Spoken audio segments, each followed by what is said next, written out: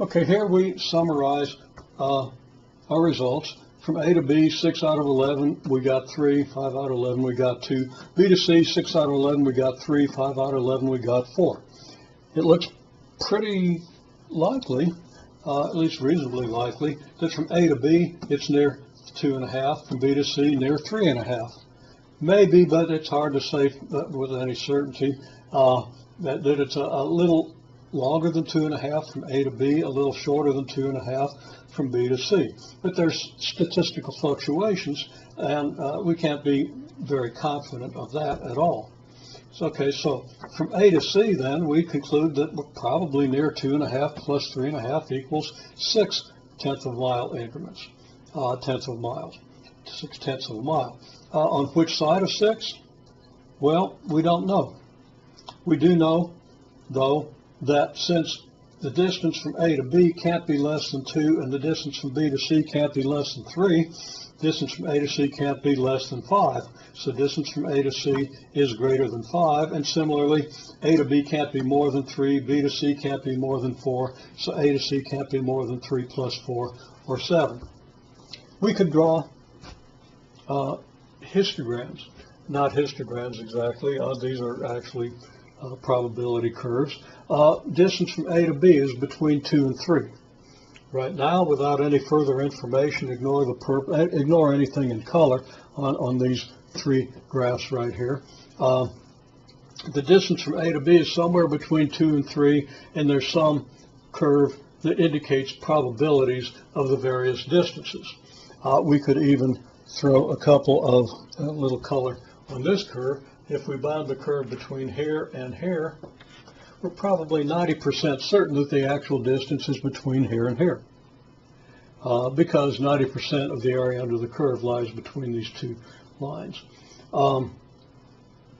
Here, again, we're sure the distance is between 3 and 4. It's unlikely it's all the way down to 3. It's unlikely it's all the way up to 4. From the indications we have, it's probably closer to 3.5, but we don't know. It could be anywhere here, just with lower probabilities toward the ends of this interval.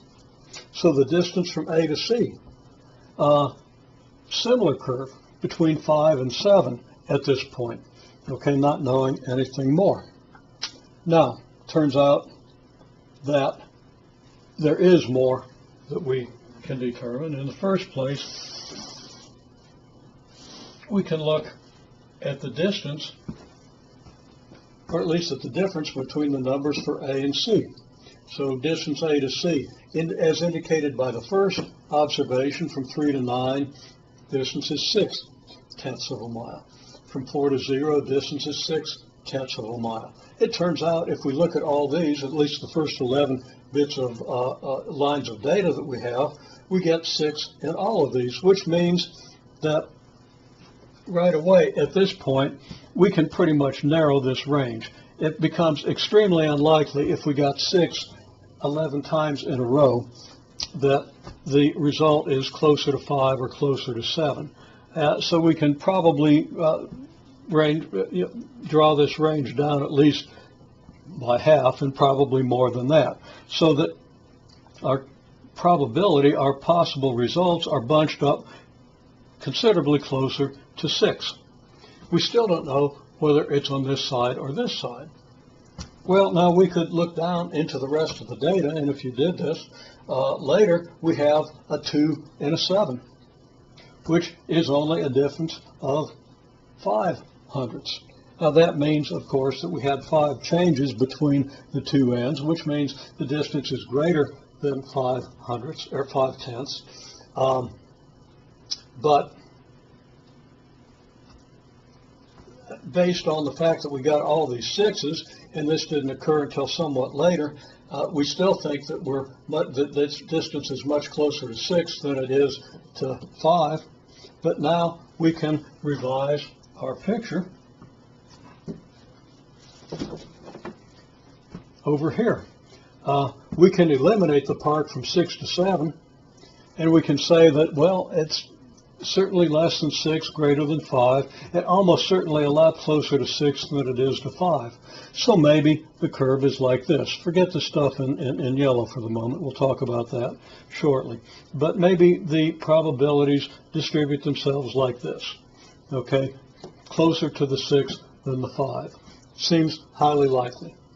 Okay, well, we can even take count results to get new information.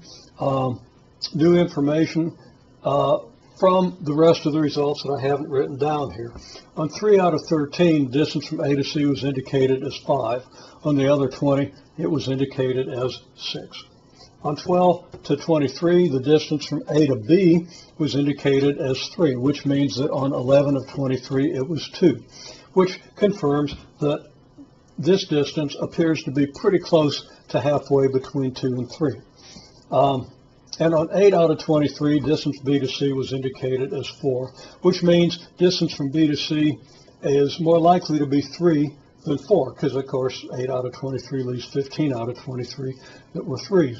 So now we can kind of draw a purple curve for each of these, taking account of our new information.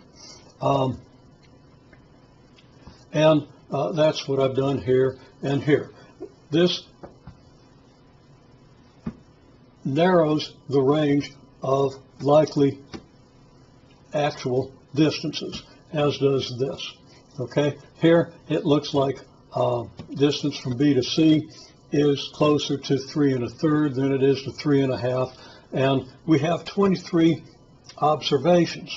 And in 23 observations, we're going to get a much narrower range, or a significantly narrower range than we would from only 11 observations. We're more sure of our results based on 23 observations, so we can narrow this, we can narrow the curve. We can narrow the horizontal span of the curve. Okay, so one way or another, we have this, this, and this based on our new information. Okay, the purple curves. And don't pay any attention to the fact that the white curve is higher than the purple curve. Didn't want them overlapping and confusing each other. They both represent the total probability. So we're just looking, the total area under this curve is 1. This curve's on a little different scale, but the total area under this curve is 1 or 100%. Okay, so we do one more thing. We sketch a couple of yellow lines here, and let's look here, that appear to confine between the yellow lines. We have 90% of the area under our curve. We do that here, we do that here, we do that here. So you can see the shaded region between the two yellow lines representing 90% of the total area. I'm not sure I did that very accurately, but let's not worry too much about that. 90% of our total area here then lies between what I estimate. Again, remember, these are eyeball estimates of intuitively sketched curves, and there's nothing very reliable in any of this. But 90% of the area here appears to lie between 5.7 and 5.9. Here, it looks like 90% of the area maybe lies between 2.45 and 2.5 something. Okay. Our reasonable stab at conclusions here. We're 90% sure a distance is between 0.57 miles and 0.59 miles from A to C. Okay, and these results for the other distances. Okay, had to kind of hurry up there and it didn't do any good, but okay. Again, reasonable stab at conclusions based on these curves, the yellow lines, the 90% estimate. 90% sure that the distance between A and C is between 0.57 and 0.59 miles. From A to B, 0.24 to 0.27. From B to C, 0.325 to 0.345, just based on our estimates of where these various yellow marks should lie. Now we want to compare distances as indicated by these measurements when leaving. And we do see a couple of significant differences. Now between B and A, we don't see any difference. Okay, leaving, we start at point C, we go to point B, then we go to point A. So from B to A, it's almost 50-50 between 3 and 2/10 of a mile, which means that our distribution here is probably going to be very similar to the one we had previously. And it's a little in favor of the 3 as opposed to the 2. So I've drawn a distribution, and don't pay any attention to the fact this thing seems to be skewed a little bit that way. It should be pretty much like a normal curve. I just can't draw. Okay, but this is identical to the curve that we had before because these results are almost identical. But from C to B, we find, comparing the results for B to C,